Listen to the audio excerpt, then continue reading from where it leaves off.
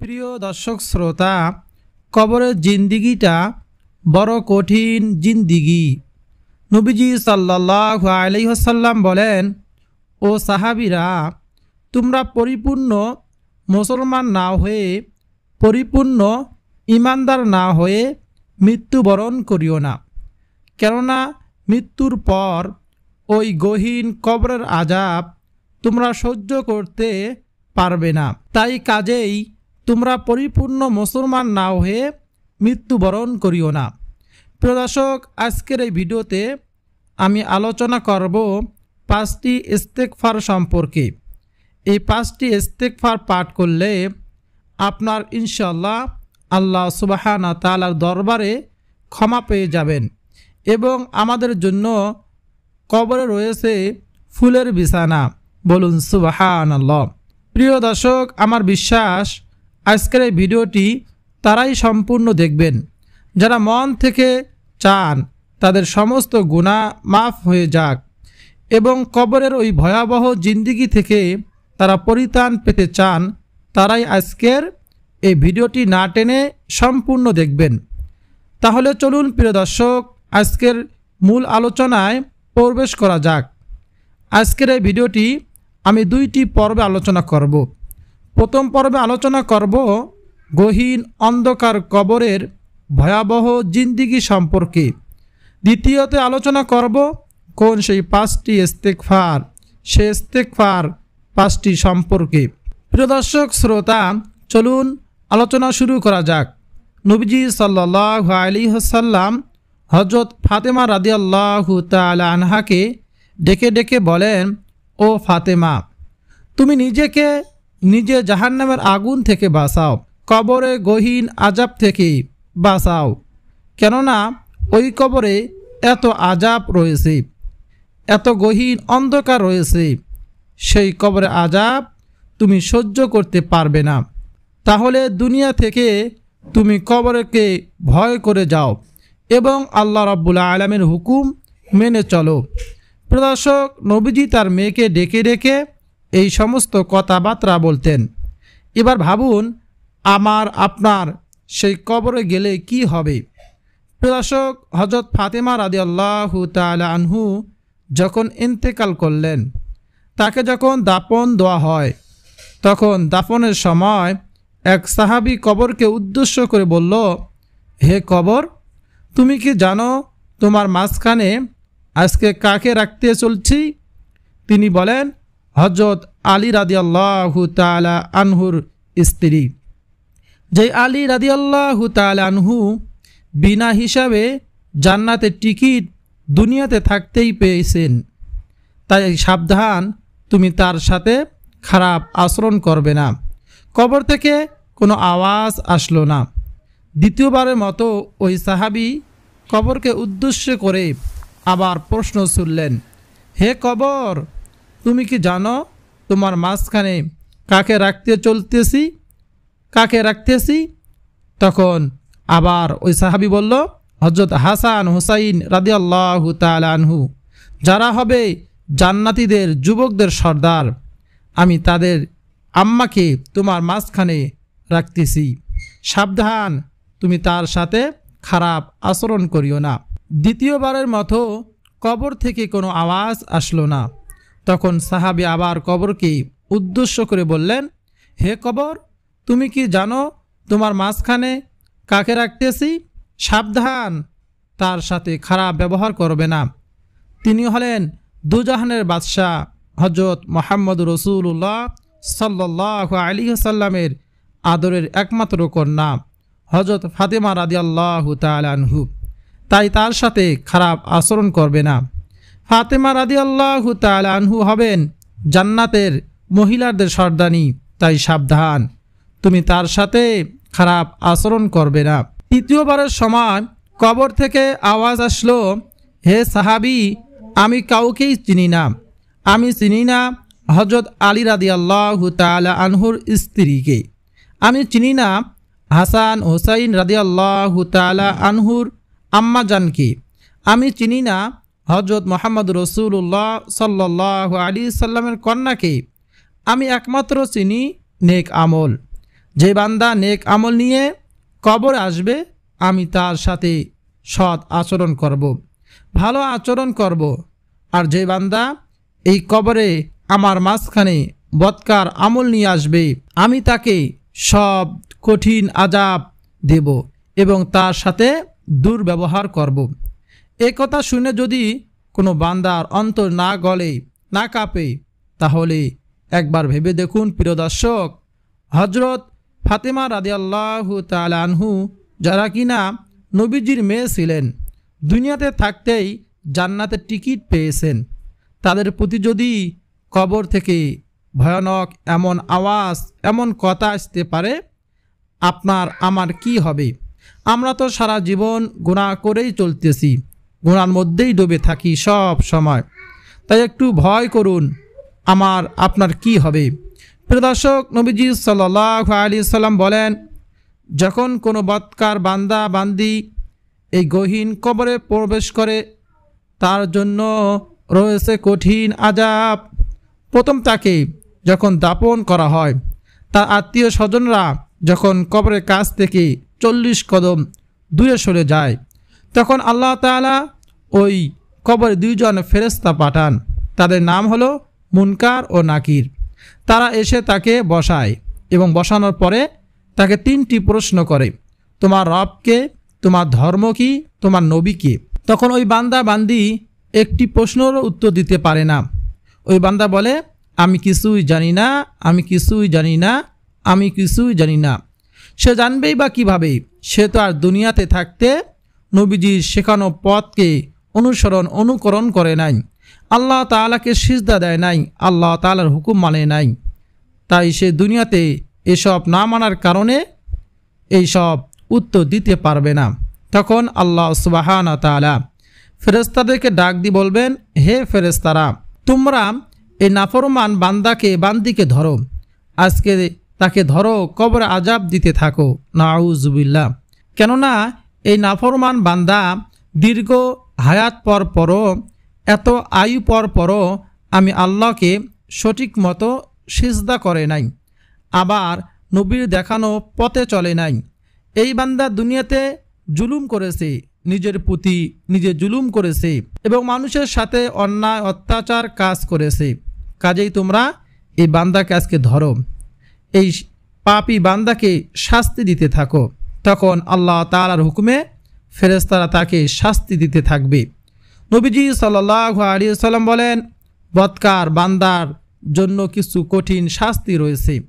ওই গহীন কবরে প্রথম শাস্তি হলো, যখন বদকার বান্দি ওই কবরে পৌঁছায়, কবর ডান পাশ থেকে বাম পাশে এসে আজরে একটি আঘাত করে মাটিগুলো, তার এক পাজরের হাড্ডি আর এক পাজরের হাড্ডির ভিতরে ঢুকে যায়, বলুন নাউজুবিল্লাহ।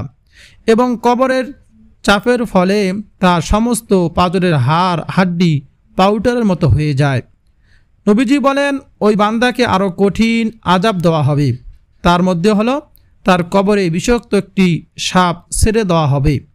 ওই সাপটি এত বিষাক্ত, নবীজি বলেন, ওই সাপটি যদি একটু নিঃশ্বাস দুনিয়ায় এই জমিনে পড়ত, দুনিয়ার সব ফসল আদি গাছ গাছালি সব কিছু ধ্বংস হয়ে যাইত, সব কিছু আর দুনিয়ায় জ্বলে পুড়ে ছারখার হয়ে যাইত, নতুন করে আর কোনো গাছ রোপণ করলে হতো না।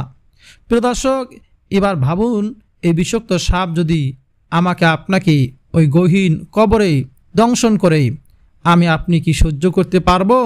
অবশ্যই পারবো না। নবীজি সাল্লাল্লাহু আলাইহি ওয়াসাল্লাম বলেন, বদকার বান্দাকে আরও একটি কঠিন আযাব দেওয়া হবে। তার কবরে একজন অন্ধ ফেরেশতাকে হাতুড়ি দিয়ে ছেড়ে দেওয়া হবে। ওই অন্ধ ফেরেশতা হাতুড়ির দ্বারা ওই বান্দাকে পিটুনি দিতেই থাকবে। নবীজি বলেন, ওই অন্ধ ফেরেশতা একটি হাতুড়ির আঘাত যদি দুনিয়ায় কোনো জমিনে পড়ত বা দুনিয়ার কোনো পাহাড়ে পড়ত, এই পাহাড় চূর্ণ বিচূর্ণ হয়ে যেত, ধুলার সাথে মিশে যেত। প্রিয় দর্শক, আপনি কি সহ্য করতে পারবেন সেই হাতুড়ির আঘাত? অবশ্যই পারবেন না। নবীজি আরও ভয়ানক কথা বলেন। নবীজি বলেন, ওই বান্দা যখন পিপাসা লাগবে তাকে খেতে দেওয়া হবে গরম পুষ, নিকৃষ্ট পুষ, যে মানুষের শরীর থেকে বেয়ে বেয়ে পড়ে, সেই পচন থেকে মানুষের অঙ্গ থেকে যে পুষ বেরিয়ে যায়, ওই কাজগুলো, ওই গরম পুষগুলো তাকে খেতে দেওয়া হবে। এই নিকৃষ্ট পুষ খাওয়ার সাথে সাথে তার মগজগুলো গরমের সাথে টকবক করে ভাতের মতো ফুটতে থাকবে। এবার চিন্তা করে দেখুন, এই দুনিয়াতে আমরা এই নিকৃষ্ট পুষকে কত ঘৃণা করি, আর কবরের আমাদের কি পিপাসা লাগবে, খেতে দেওয়া হবে এই গরম পুষ, যদি আমরা বদ আমল নিয়ে যাই। প্রিয় নবীজি আরেকটি ভয়ানক কথা বলেন, যদি ওই বান্দা খিদা লাগে তাকে খেতে দেওয়া হবে কাঁটাযুক্ত ফল। আপনারা যারা আমরা চিনে থাকেন, আমরার ভিতরে একটি আটি থাকে, আমরা খাওয়ার পরে ভিতরে একটি আটি কাঁটাযুক্ত থাকে, সেই আটি থেকে কয়েক হাজার গুণ কাঁটাযুক্ত থাকবে সেই ফল, এবং কয়েক গুণ বড় থাকবে। সেই বান্দা যখন এই ফলটি খাবে তার গলা দিয়ে নামবে না, বের করার চেষ্টা করলে বের হবে না, তার গলার মাঝখানে এই কাঁটাযুক্ত ফলটি আটকে থাকবে। সেই বান্দা যখন ওই ফলটি খাবে তার গলা দিয়ে নামবে না, বের করার চেষ্টা করলে বের হবে না, তার গলার মাঝখানে ওই কাঁটাযুক্ত ফলটি আটকিয়ে থাকবে। প্রিয় দর্শক, একবার ভাবুন, কবরের ওই গহীন আযাব থেকে কি আমি আর আপনি মুক্তি পেতে পারবো? হ্যাঁ, অবশ্যই পারবো। প্রিয় দর্শক, যদি এই গহীন কঠিন কবরের আযাব থেকে মুক্তি পেতে চান, তাহলে আজকে আমরা এই 5টি ইস্তেগফার, তাহলে আজকে আমরা নিয়মিত এই 5টি ইস্তেগফার পাঠ করব ইনশাআল্লাহ। তাই প্রিয় দর্শক, চলুন এই 5টি ইস্তেগফার জেনে নেই। 1 নম্বর যে ইস্তেগফারটি রয়েছে, চলুন সেই ইস্তেগফারটি জেনে নেই। ইস্তেগফারটি হলো আস্তাগফিরুল্লাহ। প্রিয় দর্শক, এই ইস্তেগফারটি সবচেয়ে ছোট ইস্তেগফার। এই ইস্তেগফারের অনেক ফজিলত রয়েছে। আল্লাহ রাব্বুল আলামিন নবীজিকে বলেন, হে নবী, আপনি যতদিন তাদের মাঝে বেঁচে রয়েছেন আমি তাদের উপর আযাব নাজিল করব না। যতদিন তারা ইস্তেগফার পাঠ করবে আমি তাদের উপর আযাব গজব নাজিল করব না। বলুন সুবহানাল্লাহ। তাই প্রিয় দর্শক, আপনি যদি বেশি বেশি করে ইস্তেগফার পাঠ করেন, দুনিয়া থেকে আপনার সমস্ত বালা মুসিবত দূর হয়ে যাবে এবং আখেরাতেও আপনার সমস্ত বালা মুসিবত দূর হয়ে যাবে। কবরে রয়েছে আপনার জন্য শান্তি এবং ফুলের বিছানা। বলুন সুবহানাল্লাহ। প্রিয় দর্শক, নবীজি সাল্লাল্লাহু আলাইহি সাল্লাম এই ইস্তেগফার পাঠ করতেন প্রতি ফরজ নামাজের পর। ফরজ নামাজের পর সালাম ফিরিয়ে তখন নবীজি একবার বলতেন আল্লাহু আকবার, 3 বার বলতেন আস্তাগফিরুল্লাহ আস্তাগফিরুল্লাহ আস্তাগফিরুল্লাহ। প্রিয় দর্শক, তাই আমরাও যখন ফরজ সালাত আদায় করবেন, ফরজ নামাজ পড়বেন, সালাম ফিরিয়ে একবার আল্লাহু আকবার বলে 3 বার আস্তাগফিরুল্লাহ পাঠ করবেন ইনশাআল্লাহ। আল্লাহ তাআলা আমাদের এই ইস্তেগফারের উসিলায় আমাদের জীবনের সমস্ত গুনাহ মাফ করে দিবেন।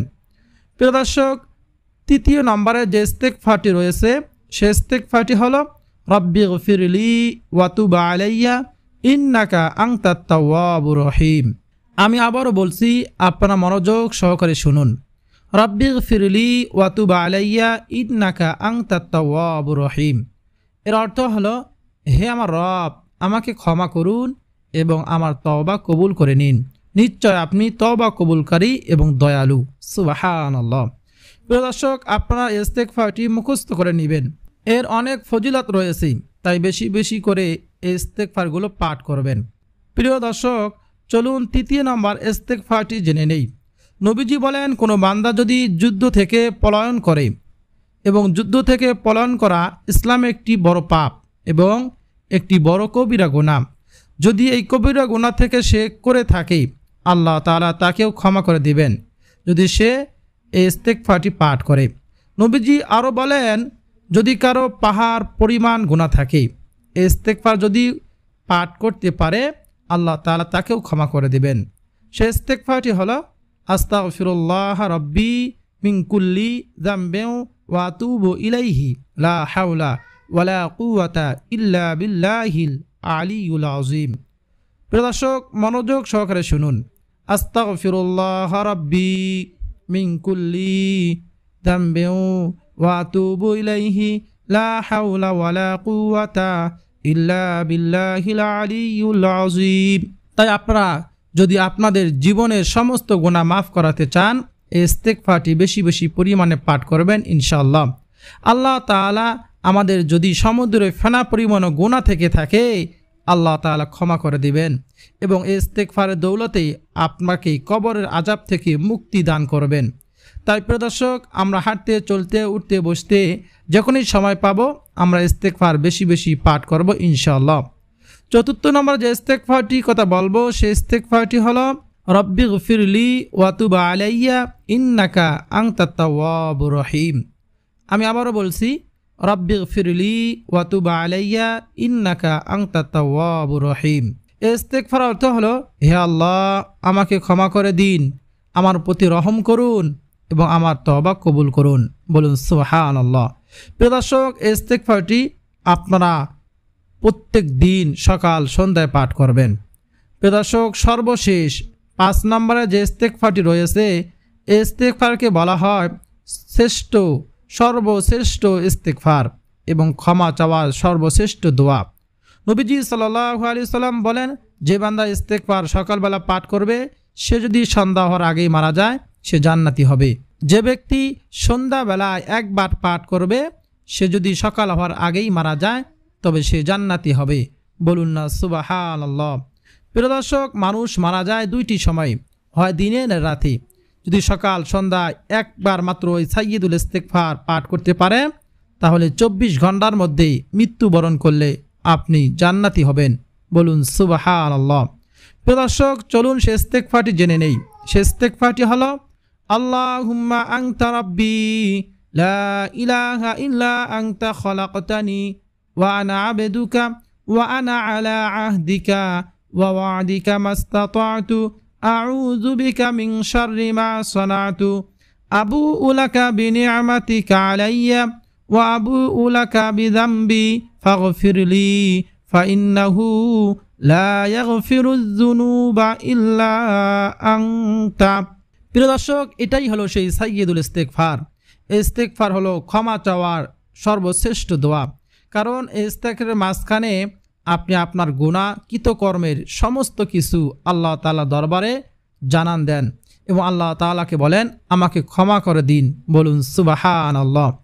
আল্লাহ সুবহানাহু ওয়া তাআলা যেন রবিউল আউয়াল মাস, নবীজি সাল্লাল্লাহু আলাইহি সাল্লাম জন্মের মাস, আল্লাহ তাআলা যেন আমাদের সবাইকে আল্লাহ তাআলার হুকুম, নবীজি সাল্লাল্লাহু আলাইহি সাল্লামের সুন্নাহ এবং তাকে অনুকরণ এবং 5টি ইস্তেগফার সকাল সন্ধ্যায় বেশি বেশি পরিমাণে পাঠ করার তৌফিক দান করেন।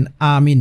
প্রিয় দর্শক, ভিডিও যদি আপনার উপকারে আসে অবশ্যই ভিডিওতে লাইক দিবেন, কমেন্টে আমিন লিখে দোয়াতে শরীক থাকবেন, চ্যানেলটি সাবস্ক্রাইব করে পাশে থাকা বেল বাটনটি অন করে রাখবেন আর ভিডিওটি শেয়ার করে দিবেন যাতে সকলে শিখতে পারে এই ইস্তেগফারগুলো, ইস্তেগফারের আমল করতে পারে।